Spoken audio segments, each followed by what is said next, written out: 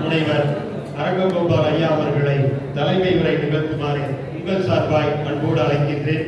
வருக தலைமை உரை தலைவர்.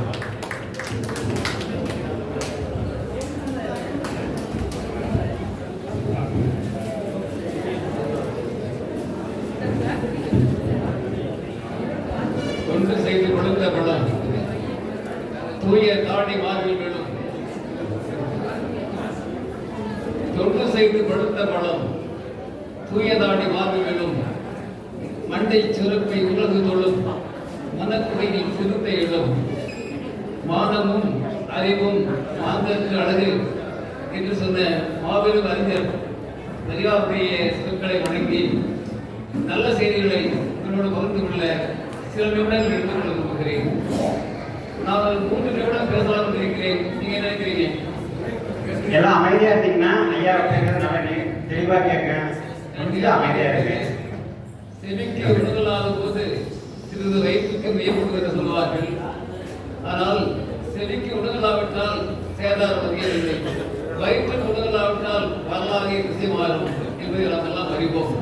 நேர்களை பசிக்காட்டுப்படுத்தாமல் சில நிமிடங்களிலே சில செய்திகளை பகிர்ந்து கொள்ள விரும்புகிறேன்.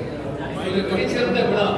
வேலுநாச்சியார், மறுமலை அடிகள், இளம்பூரனார் போன்ற மாபெரும் தமிழ் அறிஞர்களை நாம் நினைவுறுவதற்கு கிடைத்த வாய்ப்பாக இந்த அந்தர் பாட்சா அவருடைய நூல் வெளியீட்டு விழா அமைந்திருப்பது மிகச் சிறப்பான விஷயம்.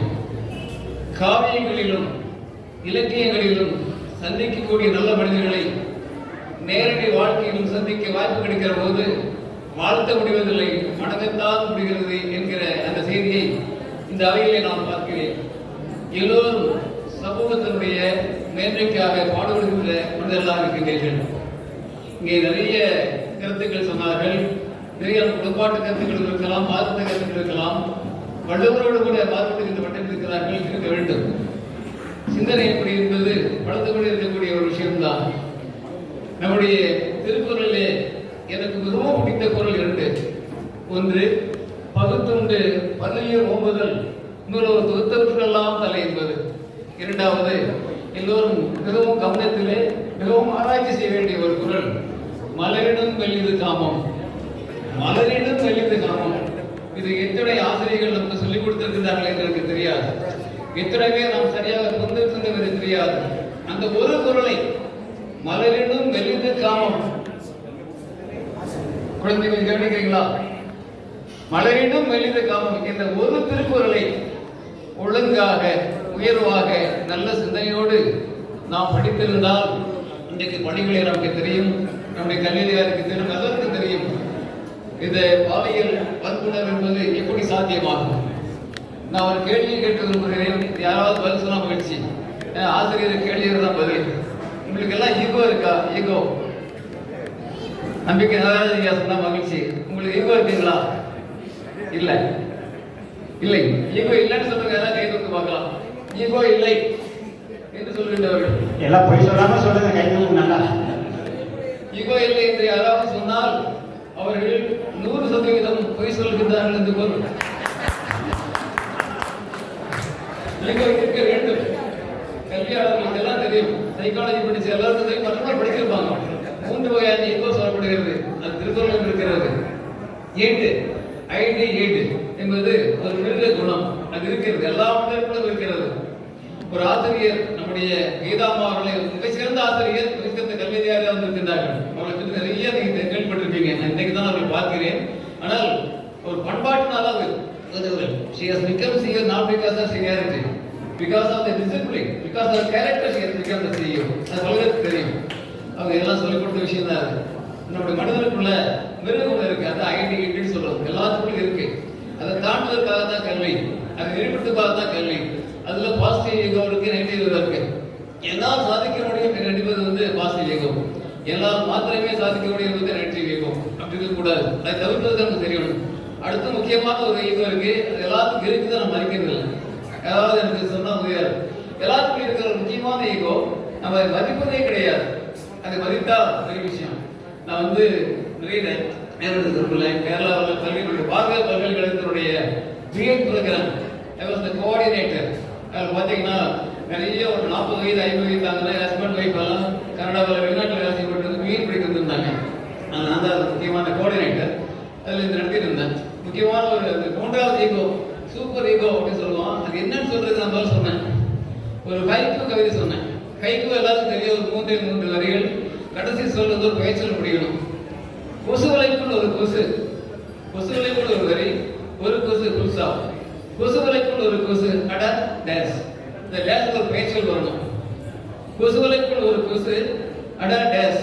இப்படி ஸ்கூலுக்கு கல்வித்தெல்லாம் பாக்கியராஜெல்லாம் மைக்கராஜெல்லாம் வேற எந்த காரணமாக வந்திருக்காங்க.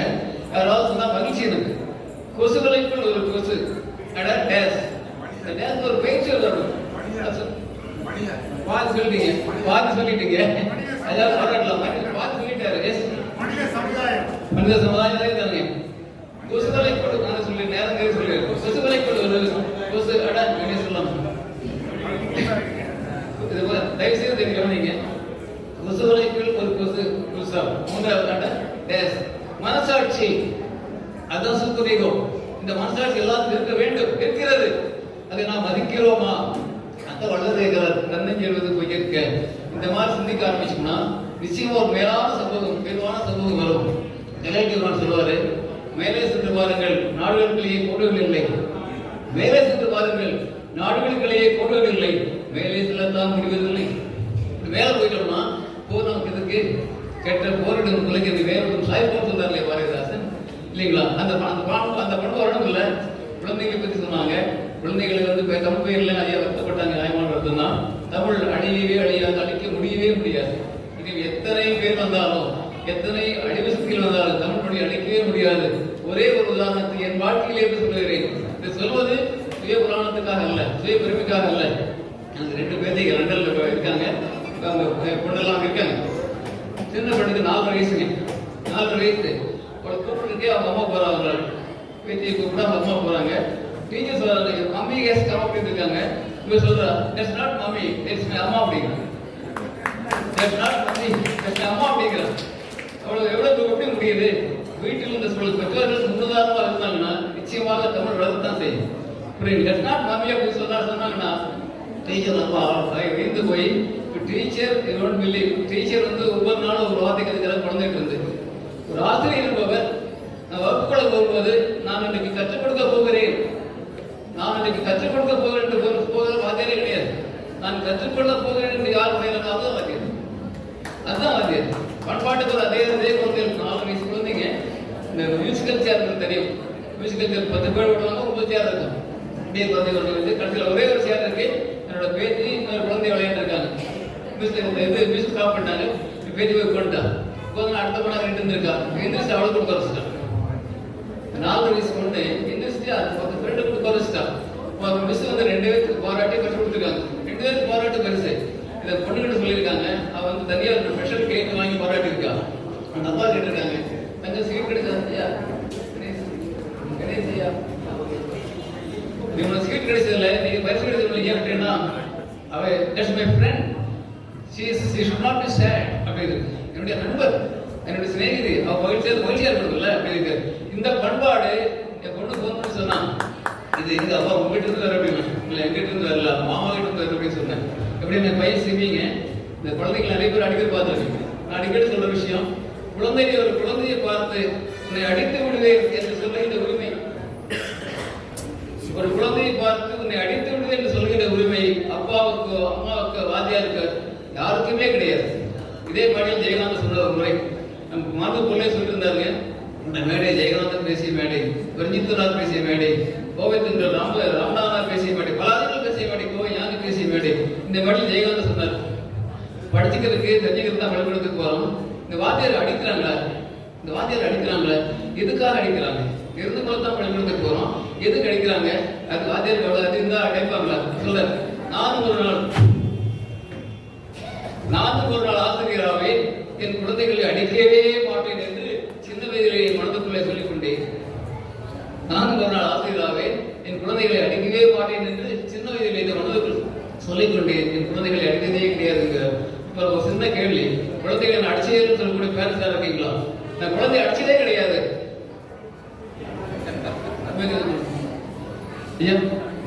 பேர் என்னங்க? சுப்பிரமணியம். ஐயா ஒரு கைதல் கொடுக்கலாமே, இவ்வளவு பெரிய ஒரு மனிதர்.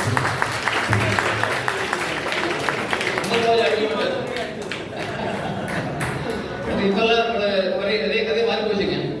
சென்ற ஒரு 2 நாள் கௌதமன் எந்தனை கௌதமன் ஒரு மெசேஜ் கொடுத்தாருங்க. கொஞ்சம் அடிக்கலாம், கொஞ்சம் திக்கலாம், சொல்லவே கூடாது. அடிக்கிறேன் என்று சொல்லுகின்ற உரிமை கூட யாருக்குமே கிடையாது. காரணம், ஐயா உங்க பையனுக்கு என்ன பேருங்க? சொல்லுங்க டாக்டர். விக்னேஸ்வரன் ரொம்ப நண்பருங்க. அதனால எங்க பஸ் ஸ்டாண்ட் பார்த்து அவர் பையனுக்கு பார்த்து நல்ல பையன் டாக்டர் படிச்சிருக்கான். ரங்கோபால் இதுதான் என்னோட பையன், எனக்கு துணைவியார் அப்படின்னு சொல்லி சொன்னாருன்னா, நான் பையனை பார்த்துட்டு விக்னேஷ் நல்ல பையன், ரொம்ப பிரைட்டா இருக்க, அப்பா மாதிரி நீ கவிதை எழுத கவிஞராக, பெரிய டாக்டராக, சமூகத்துக்கு பயன்படும் அப்படின்னு சொன்னா அது மரியாதை. அப்படிதான் சொல்றோம் இல்லைங்களா? அப்படி சொல்லாம கோவிந்தராஜ், கிருஷ்ணராஜ் உங்க பையனுங்களா, அவங்களையும் பார்த்துட்டு உங்க பையன் தெரியலைங்களா, இது என்ன பண்ணுவீங்க? அப்பாவையும் அம்மாவையும் குழந்தையும் பார்த்து உங்க பையன் தெரியலைங்களான்னு என்ன சொல்லுவீங்க? அடிச்சு போடுவீங்களா? எஸ். ஆனால் கடைசி சொல்கிறான், உங்கள் குழந்தை உங்கள் குழந்தை அல்ல, உங்கள் குழந்தை உங்கள் குழந்தை அல்ல. அந்த குழந்தை பெறுவதற்கு நீங்கள் காரணமாக இருந்திருக்கலாம், தெரிந்தோ தெரியாமலோ. நான் சொல்றது தெரிந்தோ தெரியாமலோ. The child does not come from you, it has come through you, not from you. அதுக்கு ஒரு பாரம்பரியம் இருக்கிறது, அதுக்கு ஒரு பாரம்பரியம் இருக்குது, புறநானூறு இருக்கு, திருப்புகள் இருக்கிறது, எத்தனையோ திருக்குறள், எத்தனை இருக்கு. சொத்தோடு தான் அந்த குழந்தை வருது. அவங்க குழந்தையை வந்து உங்களுக்கு திருப்பாதீங்க. குழந்தையை படிச்சுக்கிறது மிகப்பெரிய பாடம். சரியாக படித்தால் அந்த ஏற்கனவே சொன்ன அந்த குரல் இருக்கு இல்லைங்களா, மலரினும் கல்வி இருக்காமோ, இதை வந்து சரியா புரிஞ்சிட்டோம்னா பாலிங்கிற பிரச்சனையே வராது. வாத்தியார் நேற்று ஒரு கல்லூரியுடைய ஒரு இங்கிலீஷ் டிபார்ட்மெண்ட் ஹெச்ஓடி பேசிட்டு இருந்தாங்க. இப்படி கோயம்புத்தூர் சம்பவத்துக்கு பேசிட்டு இருந்தேன். சொல்றாரு, இந்த வாத்தியார் ஜெயக்குழு போயிருக்காரு சொல்லும்போது, வாத்தியார் தப்பு தாங்க, நான் அந்த பொண்ணுகிட்ட ஐயா கோபால் ஐயா அந்த பொண்ணுகிட்ட தப்பு இருக்கு அப்படின்னாரு. ஒரு ஹெச்ஓடி இங்கிலீஷ் டிபார்ட்மெண்ட் ஹெச்ஓடியா இருக்கிறாரு, நல்ல மனிதர் தான். அந்த பொண்ணுகிட்ட தப்பு இருக்கு அப்படிங்கிறாரு. நான் சொன்னேன், இந்த பொண்ணு வந்து ஒரு விபச்சாரி என்று கூட வைத்துக் கொள்ளுங்கள், இந்த பொண்ணு விபச்சாரி என்று கூட வைத்துக் கொள்ளுங்கள். வாத்தியார் வேலையே வழிமாற்றுவது தானே, கடமாற்றுவது தானே, அதையும் பயன்படுத்திக் கொள்வது எப்படி வாத்தியார் ஆக்க முடியும்? ஆகவே இந்த சமூகம் இன்றைக்கும் in spite of all aspects, all positive and negative aspects, இந்த சமூகம் இன்னும் ஆசிரியர்கள் கையில்தான் இருக்கிறது. ஆசிரியர்கள் படிக்க வேண்டும், ஆசிரியர்கள் படிக்க வேண்டும். படிச்சிட்டாங்கன்னு சொன்னால் நிச்சயமாக ஒரு சமூக மாற்றம் வந்து வேற என்னமோ வருது. வாழ்க்கையில் ஒரு வாத்தியார் வந்து கீதாமா மாதிரி ஒரு ஆசிரியர் ஒரு கிளாஸ் நடத்திருக்கிறேன். குழந்தைகளே, உங்கள் ஒவ்வொருவருக்குள்ளும் 2 மிருகங்கள் இருக்கின்றன. ஒவ்வொரு மனுஷர்களையும் 2 அனிமல்ஸ், ஒவ்வொரு மனுஷர்களையும் 2 மிருகங்கள் இருக்கின்றன. அவைகள் சண்டை போட்டுக் கொண்டே இருக்கின்றன, தொடர்ந்து சண்டை போட்டுக் கொண்டே இருக்கின்றன. ஒரு பையன் கேட்கிறான், மிஸ் எந்த மிருகம் ஜெயிக்கும், எந்த மிருகம் ஜெயிக்கும் கேட்கிறான். நான் சொல்றாங்க, எந்த மிருகத்துக்கு நீ தீனி போடுகிறாயோ அந்த மிருகம் ஜெயிக்கும், எந்த மிருகத்துக்கு தீனி போடுமோ அந்த மிருகம் ஜெயிக்கும். ஆக அந்த மனிதனுக்குள்ள அந்த சர்பண்ட் மாதிரி எல்லாம் நெகட்டிவ் பாசிட்டிவ் இருந்தே இருக்கு. நீங்க பாசிட்டிவ் ஆஸ்பெக்ட்ஸ் எல்லாம் டெவலப் பண்ணி இந்த சூப்பர் ஹீரோவுக்கு மரியாதை கொடுத்தோம்னா ஒரு வளமான திருக்குறள் அறிஞர் குரலை உருவாக்குற, அந்த பாட்டியை உருவாக்குற, நம்ம எல்லோரும் உருவாக்குற ஆரோக்கியமான மேன்மையான சமூகம் அமைய வேண்டும். அதற்காக நாம் முயற்சி செய்வோம். நன்றி.